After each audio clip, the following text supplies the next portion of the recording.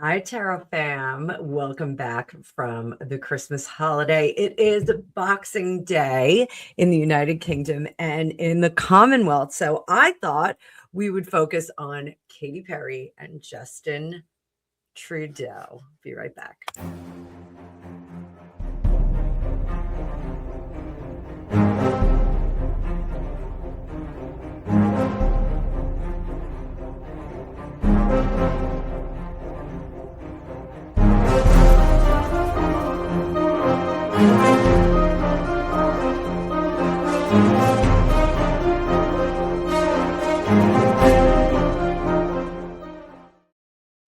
Welcome back, my friends. So I hope everybody had a great holiday.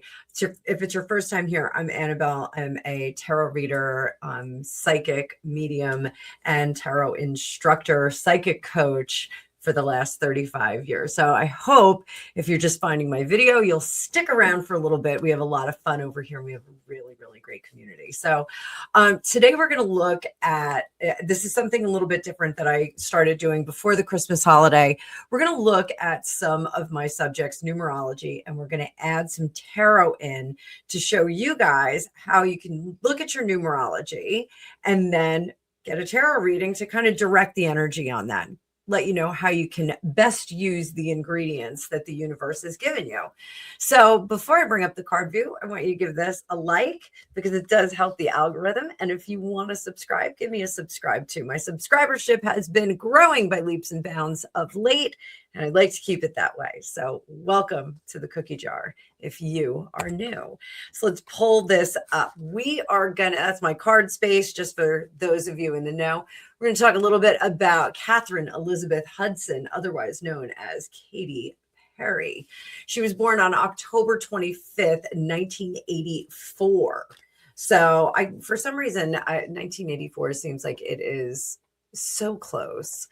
Her life path is a 3. So just to give you guys a little tutorial on this, I'm going to keep reminding you how you get your life path is you add your month, date, and 4-year birth date.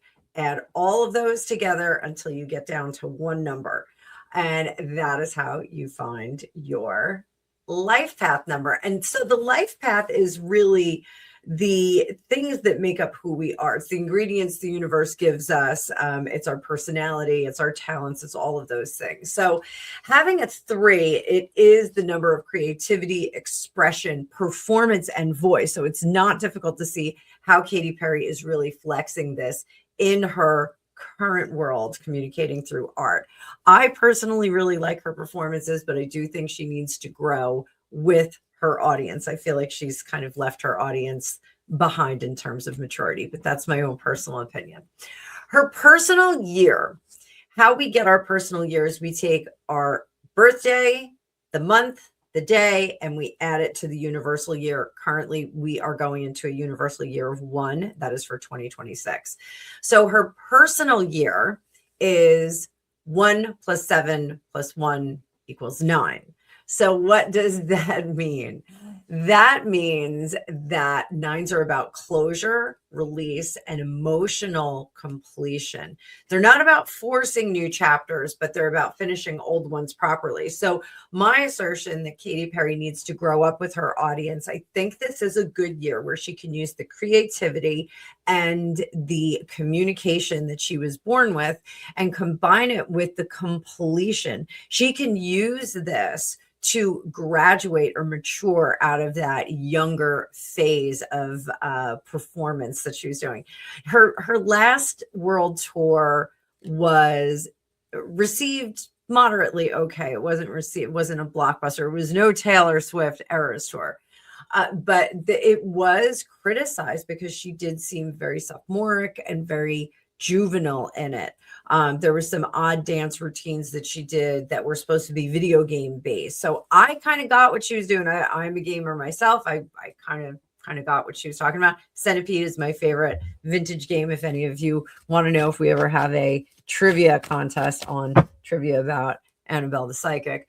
But I do think that she kind of missed the mark on that.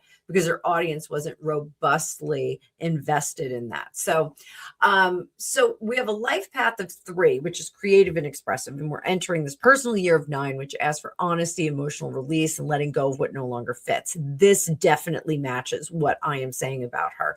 It's a powerful year.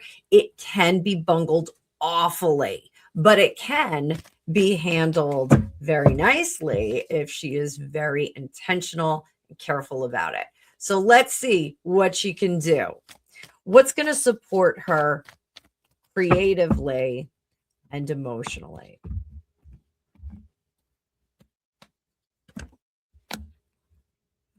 Forgetting about any of the criticism that she received on that last tour, really, she's got to let that go. She's got to turn a page and not get too freaked out by that.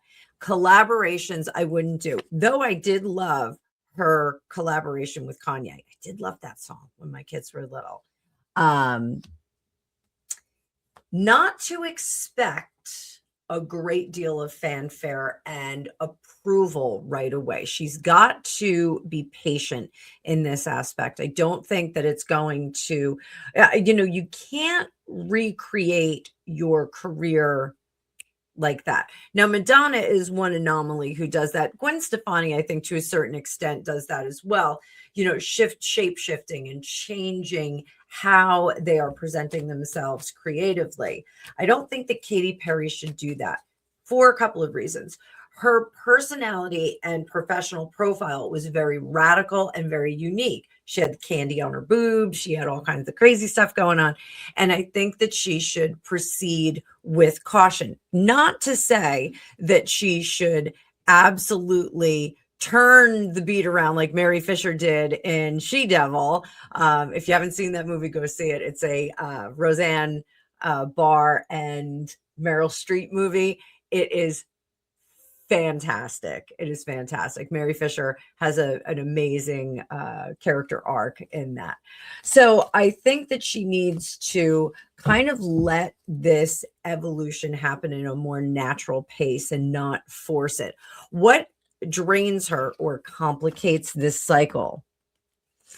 Trying to play to the people that she's played to before. Some of that demographic fan base may be now really, really grown up and much more serious and not looking to go see a bubblegum show for 4 hours. Maybe they have a different set of criteria. Maybe they're more suited to a 2-hour show with a couple of great opening acts. Maybe there's like a little fun tour that she can go on with a couple of other people.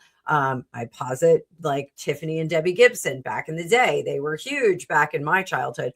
But if they did a tour together, people would go bananas. In fact, I think they did do a tour. Not that I'm like running out to shows anymore.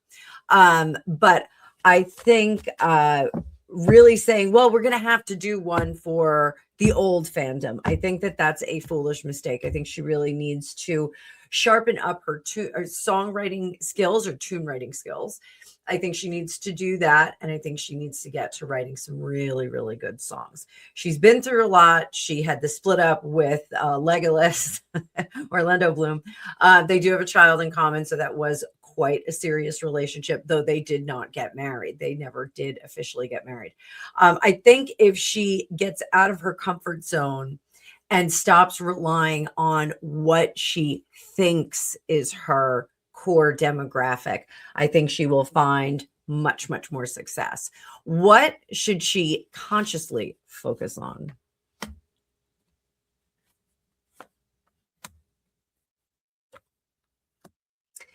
I do think that she needs to limit the amount of career or creative advisement that she is receiving.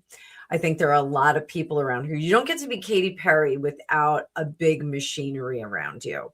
So I think she needs to limit some of those voices. And if some of those voices are, part of the greater scheme of things, if you know, she needs to distance herself from them. There is success for her out there, but she has to obtain it through her own means. So this isn't 27 producers, 27 writers. Everybody gets on board and we all write one song that has, 3 verses and 1 refrain. I think that there will be some exposure of her and the machinery that has propped her up. And I think that she should move away from that. So to not be this pop princess, not to be confused with Britney Spears, but to not be this pop princess, but to be more of a songwriter. And I think that if she leans in that direction, I think she'll see a very interesting year that could turn around the perspective that people have on Katy Perry. So this isn't about predicting her outcomes, guys. Remember, the tarot that we're using now is to direct the energy that she's been handed. So this is pretty cool. It's how we want her to move through her year with awareness and excitement. So and hopefully some success. I've done some weird readings on Katy Perry, but I'd like to see everybody succeed. And I want you guys especially to know how I can help navigate your course through your 2026. So as always, you can always book at my Calendly link down below, but you can also book a recorded reading for your numerological year with some tarot thrown in to show you how you can manage those crazy waters of 2026 that's coming up. So stick around because I'm going to have another video coming up for you real soon. That is going to be just Justin Trudeau. We're going to see how he's doing because, these two are paired up now. And then in a third video today, you're going to see how their year ahead is going to be. We're going to see if they stay together, if they don't. Haven't done a reading on it. I'm going to do it live for you. So I will see you in the next one. Everybody stick around and we're going to have some fun with this. So see you in the future.